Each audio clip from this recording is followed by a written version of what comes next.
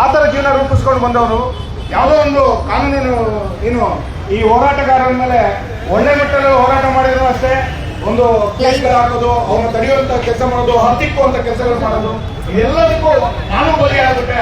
ಹಾಗಾಗಿ ಕಾನೂನು ಅರಿವಿರಲಿಲ್ಲ, ಹೋರಾಟ ಮಾಡಬೇಕು ಅನ್ನೋ ಸ್ವಾಭಿಮಾನ ಇತ್ತು, ಹೋರಾಟ ಮಾಡೋ ಛಲ ಇತ್ತು, ಆದ್ರೆ ಕಾನೂನಿನ ಅರಿವಿರಲಿಲ್ಲ, ಎಲ್ಲೋ ಹೇಳ್ಬಿಟ್ಟು. ಹಾಗಾಗಿ ಕಾನೂನಿನ ಅರಿವು ತಿಳ್ಕೋಬೇಕು ಅಂತ ಸತತವಾಗಿ 3 ವರ್ಷದಿಂದನೂ ನಾನು ಯಾವುದೇ ಒಂದು ವೇದಿಕೆ ಹಾಕೊಂಡಿಲ್ಲ. ಇವತ್ತು ಸಂಪೂರ್ಣವಾಗಿ ಕಾನೂನಿನ ಹಕ್ಕು ಹೋರಾಟ ಯಾವ ದಿಕ್ಕಲ್ಲಿ ಸಾಧಬೇಕು, ಬರೀ ನಾವು ಸಂಘಕ್ಕೆ ಸೇರೋದ್ರಿಂದ ಆಗಲ್ಲ, ಕಾನೂನು ರೀತಿ ಒಂದು ಹೋರಾಟ ಮಾಡಿದ್ರೆ ಮಾತ್ರ ಒಂದು ಪರಿಪೂರ್ಣತೆ ಸಿಗುತ್ತೆ ಅನ್ನೋ ಒಂದು ಆತ್ಮಸಂಕಲ್ಪದಿಂದ ಇವತ್ತು ಈ ವೇದಿಕೆಯಲ್ಲಿ ರವಿಶೇಖರ್ ಬಂದಾಗ, ರವಿಶೇಖರೇ ನಾನು 3 ವರ್ಷದಿಂದ ಯಾವ ವೇದಿಕೆ ಆಗ್ತಿಲ್ಲ, ನಿಮ್ಮ ವೇದಿಕೆ ಕಾರ್ಮಿಕರ ಪರವಾಗಿರುವಂತ ವೇದಿಕೆ, ಅದು ಅಲ್ಲದೆ ಇವತ್ತು ದೇಶದ ಒಂದು ಅನ್ನದಾತರು ರೈತರು ಅಂದರೆ ಅದಕ್ಕಿಂತಲೂ ಮೇಲು ಇವತ್ತು ನಮ್ಮ ಬೇಕರಿ ಮತ್ತು ಕಾಂಡಿಮೆಂಟ್ಸ್ ಮತ್ತೆ ಹೋಟೆಲ್ನವರು ನಿರಂತರವಾಗಿ ಊಟ ಹಾಕುವ ಅನ್ನದಾತರು ಅವ್ರ ಪರವಾಗಿ ನಾನು ಬಂದೇ ಬರ್ತೀನಿ ಅಂತ ಮಂಗಳೂರಿಂದ ಸೀದಾ ಬಸ್ ಹತ್ಕೊಂಡು ಬಂದೀನಿ ಇವತ್ತು ನಿಮ್ಮೊಂದು ಕಾರ್ಯಕ್ರಮ ಅಟೆಂಡ್ ಆಗ್ಬೇಕು ಅಂತ. ಹಾಗಾಗಿ ಇದು ಮರುಜೀವ ನೀಡುವಂತ ವೇದಿಕೆ, ನಾವು ಈ ವೇದಿಕೆ ಯಾವತ್ತೂ ಮರೆಯಲ್ಲ. ಆಗಲೂ ಇದೇ ರೀತಿ ಪೊಲೀಸ್ ಅಧಿಕಾರಿಗಳತ್ತು ಮನವಿ ಮಾಡ್ತೀವಿ, ನಾವು ತಮ್ಮನ್ನ ಎಲ್ಲಾ ರೀತಿ ನಾವು ಅರ್ತ್ಕೊಂಡಿವಿ, ಹೋರಾಟನ ಯಾವ ರೀತಿ ದಿಕ್ಕಬೇಕು ಅಂತ ತಮಗೆ ತಾವು ನಿಪುಣರು ಅಂತ ನಮ್ಗೆ ಗೊತ್ತು. ಯಾವುದೇ ಕಾರಣಕ್ಕೂ ಅಲ್ಲೋಗಿ ನೀವು ಟಪಾಲಲ್ಲಿ ಕೊಡ್ತೀವಿ, ಇಲ್ಲ ಒಂದು ಮಹಾನಿರ್ದೇಶಕರ ಪರವಾಗಿ ಬಂದರೆ ಇದೆಲ್ಲ ಉಡಾಪೆಗಳೆಲ್ಲ ಬೇಡ.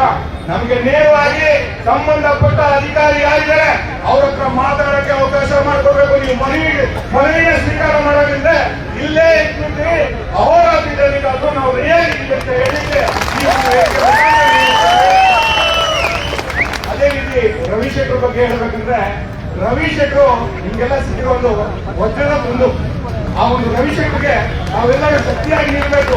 ಎಂತ ಒಂದು ಷಡ್ಯಂತ್ರಗಳು ಬಂದೇ ಬರ್ಬೇಕಂದ್ರೆ ಇಷ್ಟು ದೊಡ್ಡ ಒಂದು ಹೋರಾಟ ಇಡೀ ಬೆಂಗಳೂರಿನ ಇತಿಹಾಸದಲ್ಲಿ ಆಗಿಲ್ಲ, ಇದು ಮೊದಲಿಗೆ ಆಗಿರೋದು.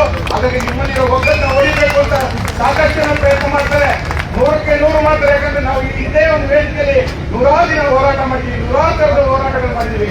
ಹಾಗಾಗಿ ಎಲ್ಲೋ ಅನ್ಕೊಂಡಿದ್ದೀನಿ, ನೀವೆಲ್ಲರೂ ಅಷ್ಟೇ ರವಿಶೇಖರ್ ಕೈ ಬಿಡಬೇಡ್ರಿ. ಯಾಕಂದ್ರೆ ನಿಮ್ಮ ಪರವಾಗಿ ಬಂದು ನಿಂತ ಮೇಲೆ ನಿಮ್ಗೆ ಯಾರು ವೈರಿಗಳಾಗ್ತಾರೆ, ನೀವು ವೈರಿಗಳಾಗಿ ಅವ್ರು ಏನಾದ್ರು ಅಪ್ಪಿತಪ್ಪಿ ಆ ಹೋಟ್ಲೇನ ಕ್ಲೋಸ್ ಮಾಡ್ಕೊಂಡು ಬೇಕರಿ ಕ್ಲೋಸ್ ಮಾಡ್ಕೊಳ್ಳೋದು, ರವಿಶೇಖರ್ ಇಲ್ಲೇ ಇರ್ತಾರೆ.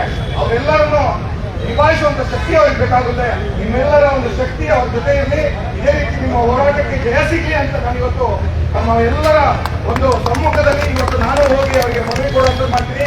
ಮನವಿ ಎಲ್ಲ ರಿಕ್ವೆಸ್ಟ್ ಮಾಡ್ಕೊಂತೀನಿ, ತಮ್ಮ ಬೇಡಿಕೆಗಳು ಏನೇನಿದೆ ಅಷ್ಟು ಸಂಪೂರ್ಣವಾಗಿ ಅವರ ಮುಂದೆ ಹೇಳುವಂತ ಕೆಲಸಗಳು ಮಾಡ್ತೀನಿ. ನೋಡೋಣ ಅವ್ರು ಯಾವ ರೀತಿ ಸ್ಪಂದಿಸ್ತಾರೆ ಅಂತ. ಅದೇ ರೀತಿ ರವಿಶೇಖರ್ ನಿಜವಾಗ್ಲೂ ಅನ್ನ ನೀಡುವಂತ ಒಂದು ಅನ್ನದಾತರ ಹೋರಾಟಕ್ಕೆ ನನ್ನ ಕರೆದಿದ್ದಕ್ಕೆ ನಾನು ಯಾವಾಗಲೂ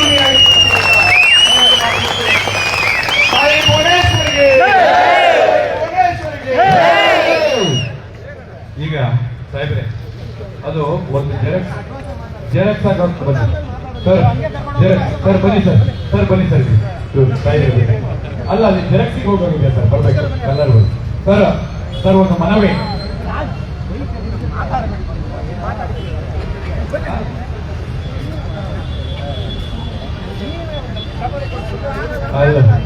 ಅಲ್ಲ ಅಲ್ಲಿ ಮಾತಾಡಲು ಕೂಡ ಒಂಚೂರು ಅವಕಾಶ ಮಾಡಿಕೊಡಿ ಸರ್. ಅಪ್ಟಿಕ್ ಬೇಡ ಅಷ್ಟೇ. ಅಲ್ಲ ಸರ್ ನೀವು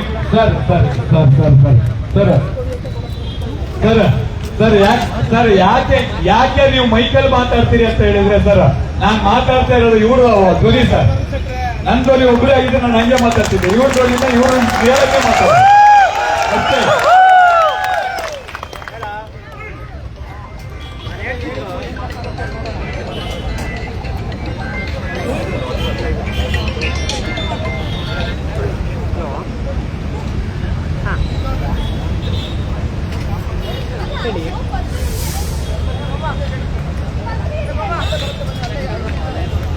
पूजा मैम आज तक पत्र नहीं ಅದು ಲೈವ್